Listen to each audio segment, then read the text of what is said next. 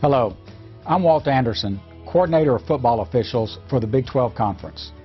The new rules on targeting have generated much interest and raised many questions from fans on just what the rule means and how will it be enforced. We want to take a few minutes to help our fans understand what is and is not targeting. First of all, and very important, targeting is not simply contact to the helmet. You often hear, "That was helmet to helmet and should be a foul." But such general statements are often just flat out wrong because most helmet-to-helmet contact in football is not a foul. Football is a contact sport and very often one of intense contact. Hits to the head are going to happen, and the vast majority of these are perfectly legal.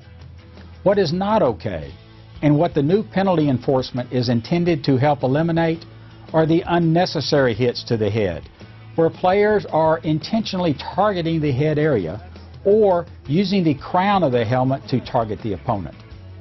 We all want to eliminate these unnecessary hits, educate on the reasons why these types of hits are dangerous and need to be out of the game, and work on numerous fronts to achieve these goals. Targeting is broken down into two rules, 913 and 914.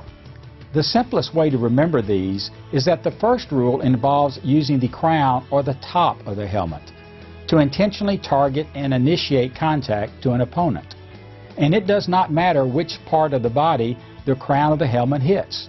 It could be the chest, the gut, the leg, or even the head. But using the crown of the helmet basically as a weapon, that is the key.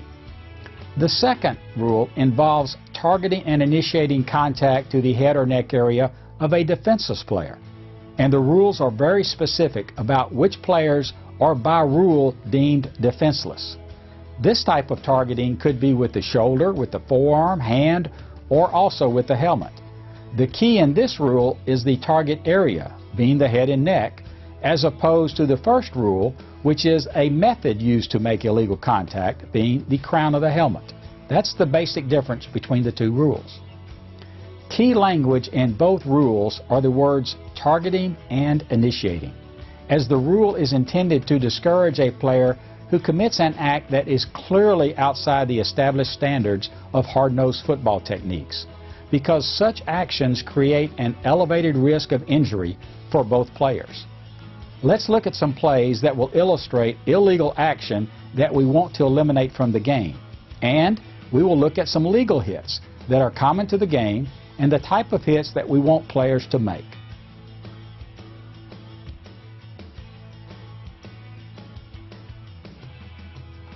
Plays in this section are all examples of targeting fouls, and for the 2013 season will carry disqualification as part of the penalty. These plays include one or more elements that players have been warned increase the risk of a foul occurring, and thus players have been told to avoid these types of actions to help avoid a foul. These include launching at the opponent by leaving the feet to attack by an upward and forward thrust to make contact to the head and neck area.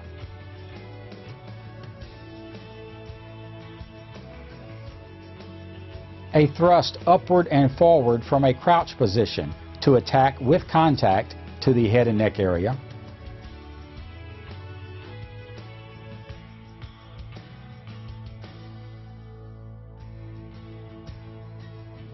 Striking with the helmet, forearm, fist, hand, or elbow to attack the head and neck area.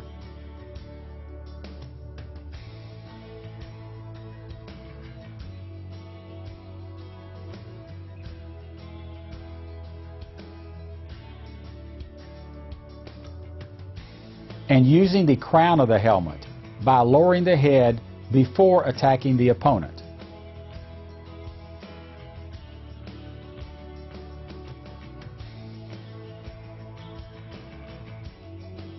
In addition to the 4 high-risk actions, there are also 4 actions that we want to highlight that create a low risk for a foul, and thus are actions that players want to try to use when making contact with an opponent.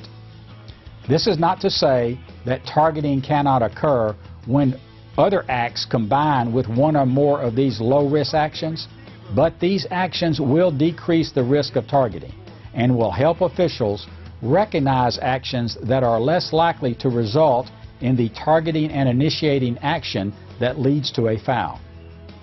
These 4 low-risk guidelines are: a heads-up tackle, in which the crown of the helmet does not strike above the shoulders.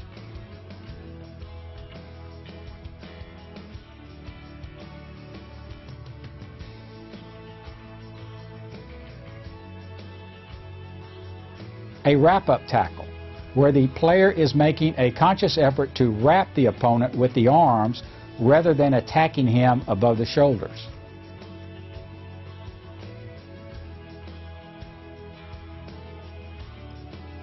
The head is to the side rather than being used to initiate contact.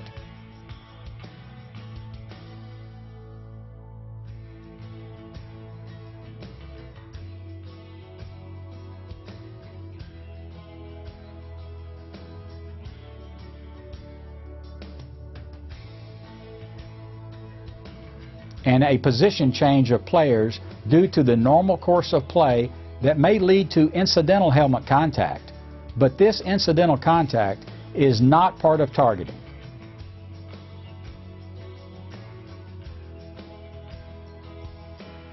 Finally, fans need to understand that because of the serious injury that illegal contact to the head can lead to, officials have been instructed by the Rules Committee, which is made up of coaches, to aggressively enforce this rule, knowing the possibility of an incorrect call might happen. We hope these videos have been helpful in explaining the targeting rules. The safety of our players is our highest priority, and therefore every effort will be made to aggressively enforce this rule with that priority in mind. The importance of everyone working together to make our game as safe as possible is vital in meeting the challenges we all have in this area, and your understanding of this rule is an important part of that process. Thank you for your continued support of college football, and for all of you, good luck this season.